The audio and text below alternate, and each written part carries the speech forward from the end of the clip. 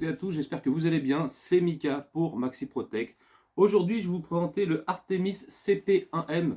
Alors, une arme sur laquelle, je ne vais pas vous mentir, je vais être franc avec vous, sur laquelle j'avais beaucoup d'appréhension au niveau esthétique, puisque visuellement, je n'aimais pas cette crosse carrée, hein, qui est issue des pistolets de compétition, on va dire. Et au final, quand je l'ai pris en main et quand j'ai commencé à tirer avec, je me suis rendu compte que c'était une très très bonne arme, surtout au prix où elle est proposée. Elle a une mécanique qui fonctionne super bien. Elle est fournie avec un barillet de 9 coups. Alors moi j'en ai un supplémentaire pour la vidéo, mais elle n'est fournie qu'avec un seul barillet. J'ai déjà garni de plomb Raptor. Donc d'ailleurs je vous montre sur la table dans cette vidéo, je vais utiliser les plombs Raptor de chez Gamo, puisqu'ils sont très performants, les roquettes de chez Gamo Destroyer, et les plombs plats pour vous montrer qu'on peut tirer au coup par coup. D'accord? Alors je vous montre l'arme de plus près. Vous avez une hausse qui est réglable en hauteur et en dérive. Vous avez un canon qui est démontable en cas d'incident de tir. S'il y a un plomb venait à se bloquer, le canon se retire tout simplement ou se change. Ça fonctionne avec une sparklette de CO2 qui vient se mettre ici, tout simplement. Le canon est assez long, elle est connue pour être très précise cette arme-là. Donc on va essayer dans cette vidéo de ne pas vous décevoir et de grouper assez bien. Alors à des distances de 6 mètres et environ 9 mètres je pense. Voilà, c'est là où on va se fixer un petit peu cette distance-là. Donc elle est fournie avec deux choses. Alors avec ce système là que vous voyez là, qu'on peut mettre plomb par plomb, simplement, d'accord, vous le retirez et vous venez mettre votre chargeur. Il y a un aimant ici et il y a un aimant là. Et une fois qu'il est en place, voilà, vous n'avez plus qu'à. Ok. Alors comment on garnit un chargeur? Alors on va déjà garnir le chargeur avec les Rocket Destroyer, tout simplement. Alors c'est super simple. Vous prenez votre chargeur à l'envers comme ça, regardez. Vous voyez, bon, j'ai les mains un peu sales, je suis désolé. Vous prenez votre chargeur un petit peu et vous cherchez le côté, regardez, le côté qui fait ressort. Et vous allez venir mettre vos plombs côté jupe vers la vitre. Vous voyez, comme ça. Vous les mettez comme ça dedans, vers la vitre et vous tournez. Et vous allez chercher le second cran. C'est assez simple, hein, mais jupe toujours vers la vitre. Parce que ça va être le sens dans lequel ils vont partir. Voilà, simplement. Donc on va le faire descendre s'il veut bien. On va passer au suivant. Donc ça contient 9 plombs, les petits chargeurs. Alors je vous recommande de vous en prendre plusieurs si vous voulez enchaîner les tirs. Après il y a certains plombs qui vont aller ou pas. Et c'est pour ça qu'on a un système de tir solo, puisqu'il y a des plombs, la taille ne va pas rentrer dans le barillet. Voilà, simplement.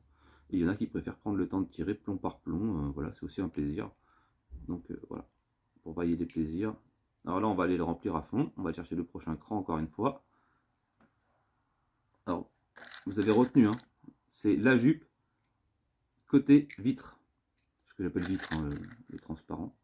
On va aller chercher encore le prochain emplacement.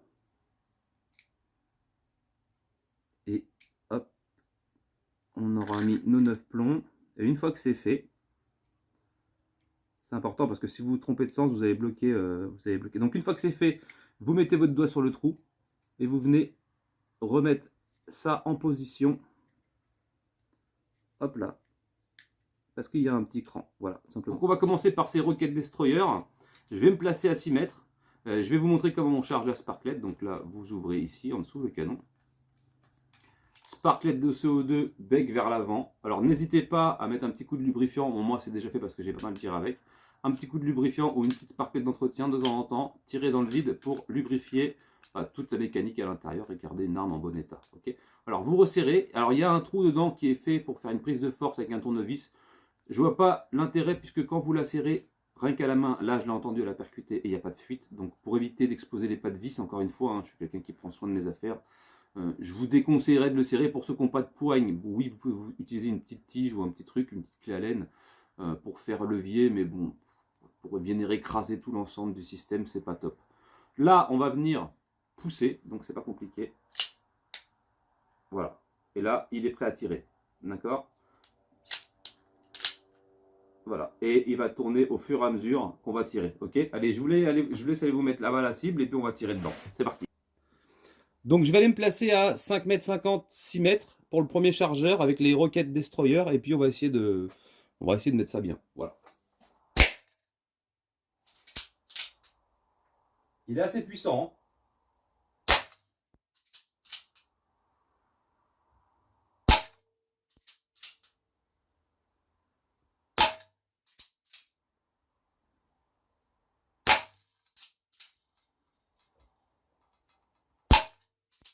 Ah, c'est un régal, hein.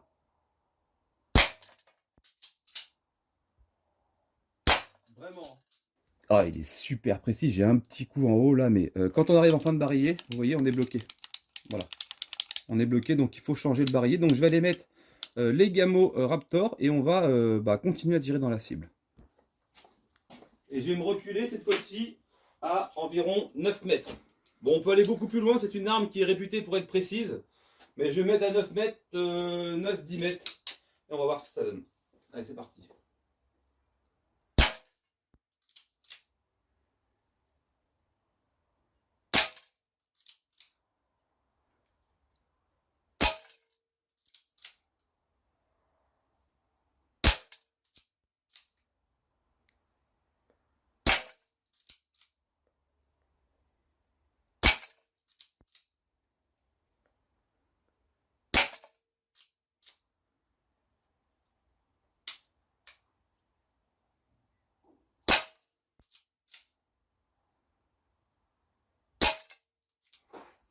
Donc là, j'ai fini mes 2 barillet. Alors, c'est pour ça qu'il y a ce petit accessoire qui est fourni avec. C'est pour ceux qui ne veulent pas tirer au barillet. On va venir chercher les plombs Pro Match. Hein, tout simplement.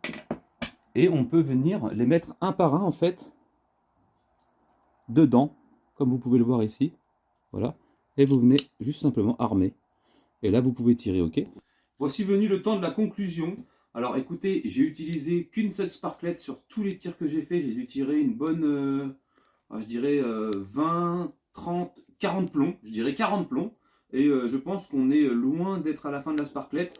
Je vous conseillerais toujours de retirer la sparklette une fois que vous avez fini de vous en servir. Il y a un petit truc d'évacuation par le dessous. Bon, elle était pas loin de la fin au final. Donc je pense qu'on peut tirer une bonne quarantaine de plombs. Je dirais que cinquantaine peut-être. Voilà, la sparklette est finie. Petit coup de graissage quand on l'entrepose et puis c'est parfait. Le système est hyper doux. Je veux dire, le système ici de chargement. La détente est super souple. C'est même des fois très, parce que à peine vous la touchez, paf, ça part. Alors elle n'est pas réglable malheureusement, mais en tout cas le système, le barillet, tout va parfaitement. Elle est hyper précise, vous avez vu. Hein. Alors ce que je voulais vous montrer, et c'est là la surprise, c'est la cible qui était dans le porte-cible. Donc ça, c'est un tir qui a été fait à 6 mètres, je crois, et 11 mètres. D'accord, 11 ou 10 mètres, ou 11 mètres, je sais plus. Je voulais vous montrer l'arme, donc la précision, donc c'est très précis, d'accord. Donc là, on a tiré avec les plombs Raptor, je vous rappelle, ceux-là, les ors, et on a tiré avec les roquettes. Je voulais vous montrer la puissance de l'arme, parce que j'avais caché cette petite plaque d'alu derrière, qui vous montre un petit peu la perforation. On est sur du 6 joules, 6-7 joules. Et tous les plombs sont passés au travers de la plaque de 0,5 d'aluminium. Ce qui est plutôt pas mal, surtout à une distance de plus de 10 mètres. Hein. Voilà, pour information, c'est pas moche. Et le groupement, vous pouvez le voir, il ne ment pas. Voilà, d'accord. Voilà pour ce qui est de la conclusion. Je la recommande pour son tarif, la finition. Je lui pardonnerai complètement l'appréhension que j'avais par rapport à ce petit carré, puisque ça ne me gêne pas pour la prise en main, c'était surtout une question d'esthétique.